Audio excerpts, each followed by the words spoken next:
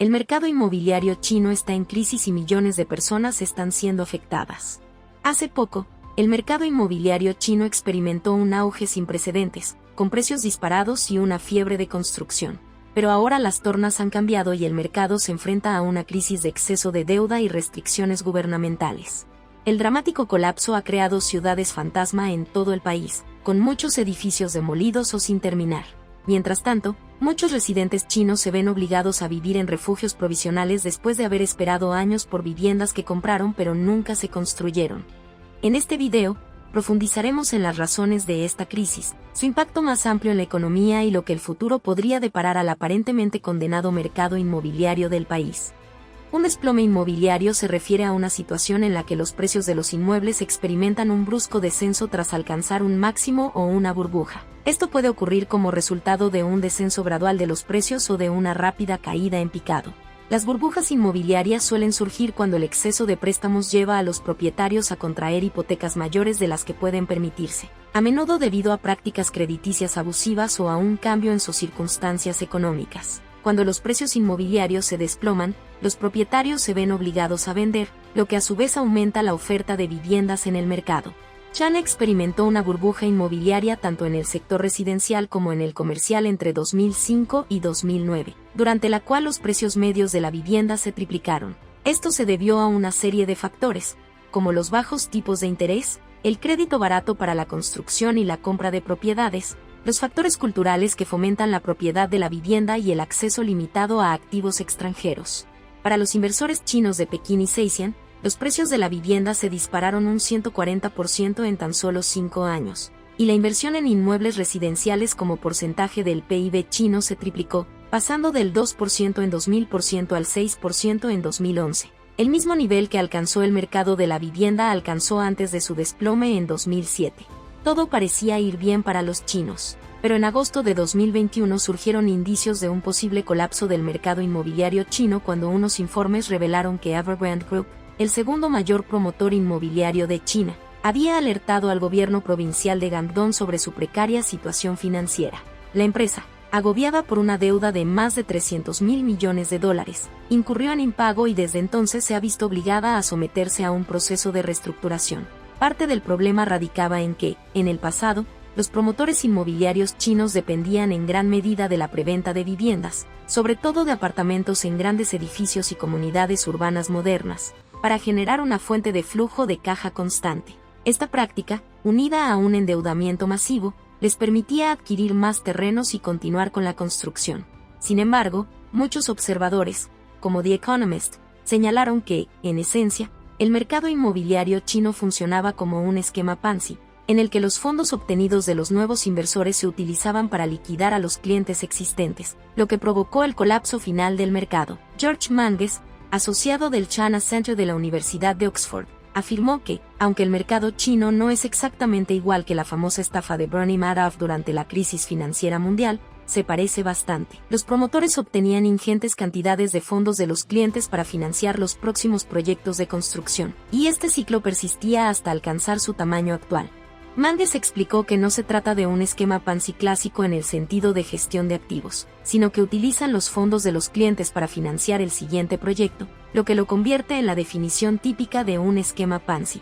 Posteriormente, el presidente de China tomó la decisión de tomar medidas drásticas contra estos préstamos temerarios, lo que a su vez privó a los promotores de su financiación.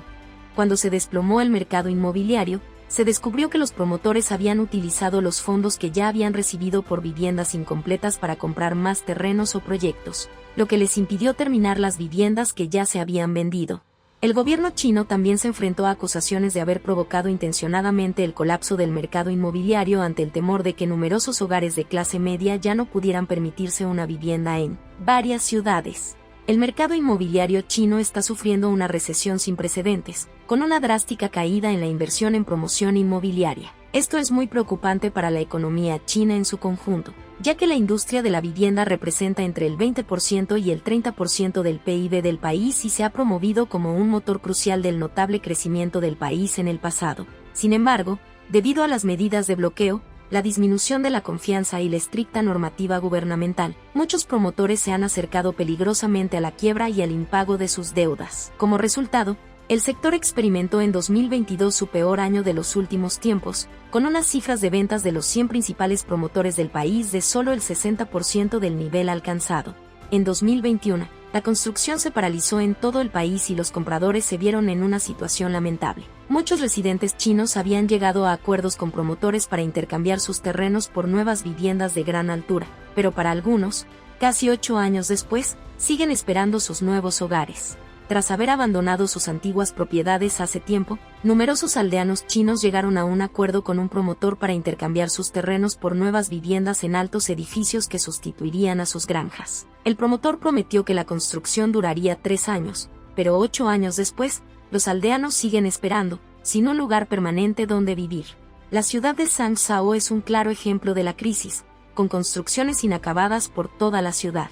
Esta zona, que parece una ciudad fantasma, es la más afectada de un país que sufre graves problemas en el mercado inmobiliario que podrían afectar a toda la economía. En las inmediaciones se ha instalado una pequeña comunidad en alojamientos provisionales, que da cobijo a los ancianos y residentes vulnerables mientras esperan a que se construyan sus viviendas. Mientras tanto, los habitantes más jóvenes y capaces se ven obligados a alquilar alojamientos en otros lugares. En una entrevista con Sky News, una madre soltera que perdió su trabajo en la pandemia y enviudó 3 años antes dijo: "No tenemos ni idea de cuántos años más tenemos que esperar. Solo tenemos que esperar pacientemente. El promotor no tiene dinero. La casa no se puede construir. Los restos de las vidas destrozadas de la gente son visibles también fuera de la ciudad. Se inició la construcción de una gran autopista, pero ahora se ha detenido a mitad de camino, y nadie ha limpiado los escombros con casas inacabadas e inseguras. Algunas personas ya estaban pagando hipotecas, y otras se mudaron a los bloques incompletos sin tener a dónde ir en señal de protesta. Muchos retuvieron sus pagos y se echaron a la calle. El gobierno respondió con un paquete de medidas de estímulo y suavizó las restricciones, insistiendo en la necesidad de reanudar las obras paralizadas. Aunque se han reanudado algunas obras, parece que no todas, y hay quien cree que los promotores solo envían a unos pocos trabajadores para mantener la ilusión de que se está construyendo.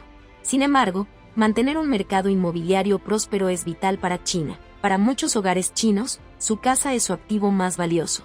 En una encuesta del Banco Popular de China sobre hogares urbanos realizada en 2019, se descubrió que la vivienda representaba el 59% de los activos totales de los hogares, mientras que los préstamos hipotecarios representaban el 12% de los activos totales.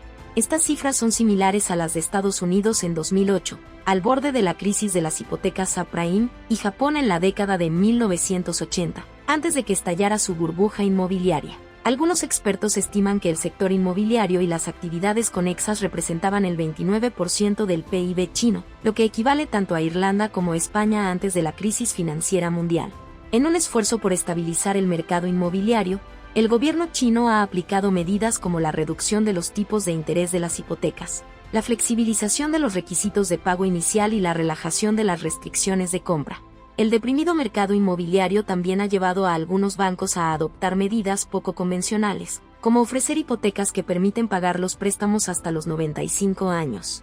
Según informan varios medios estatales, algunos bancos y ciudades, como Nanning, Jiangxia, Ningbo y Pekín, han ampliado el límite superior de edad de las hipotecas a entre 80 y 95 años, lo que permite a las personas de 70 años pedir préstamos con un vencimiento de entre 10 y 25 años. Este nuevo tipo de hipoteca se denomina préstamo de relevo, en el que los hijos del prestatario deben continuar con la hipoteca, pero el prestatario anciano no puede devolverla. En las normas anteriores del regulador bancario, la edad del prestatario más la duración de la hipoteca no debía superar los 70 años. Sin embargo, las nuevas condiciones han relajado este límite. No obstante, los prestatarios deben cumplir ciertas condiciones, como que sus hipotecas estén garantizadas por sus hijos y que sus ingresos mensuales combinados sean al menos el doble de la cuota mensual de la hipoteca. Con el envejecimiento de la población china, los bancos buscan formas de adaptarse a los cambios demográficos y mantener a flote el mercado inmobiliario. Sin embargo, Ho Nao, economista jefe de Grow Investment Group, ha calificado estas medidas de drásticas y sugiere que podrían ser un truco de marketing para atraer a los ancianos a pagar las hipotecas de la generación más joven. Según el Fondo Monetario Internacional, la crisis inmobiliaria china aún no ha terminado. Aunque se aprecian las recientes medidas políticas de las autoridades, Thomas Helbling, director adjunto del Departamento de Asia y el Pacífico del FMI, ha declarado en una sesión informativa que se necesitarán acciones adicionales para resolver la crisis inmobiliaria. A pesar de que las autoridades chinas declararon que, en general, el mercado inmobiliario chino funciona sin problemas y no se encuentra en estado de crisis, las acciones de algunas empresas inmobiliarias chinas como Evergrande, Chamao y Sunac están suspendidas de cotización desde marzo de 2022. Country Garden, el mayor promotor inmobiliario de China, registró una caída del 96% de sus beneficios en el primer semestre de 2022, lo que demuestra la gravedad de la crisis inmobiliaria china. Más de 30 empresas inmobiliarias chinas han dejado de pagar su deuda internacional, y los promotores privados han emitido advertencias sobre sus beneficios. Reactivar la economía tras el cierre es un reto crítico para el Partido Comunista gobernante en China, y ahora que el presidente Deng Xiaoping se embarca en su tercer mandato como líder, es una de las tareas más cruciales que tiene entre manos. El mercado de la vivienda supone un obstáculo importante en este sentido. Aunque las medidas de estímulo parecen haber proporcionado un alivio a corto plazo, no resolverán el problema fundamental, que es una importante burbuja inmobiliaria y un mercado susceptible de ciclos de auge y caída. La cuestión es profunda y se ha convertido en sistémica, mientras que el pueblo chino debe cargar con la peor parte.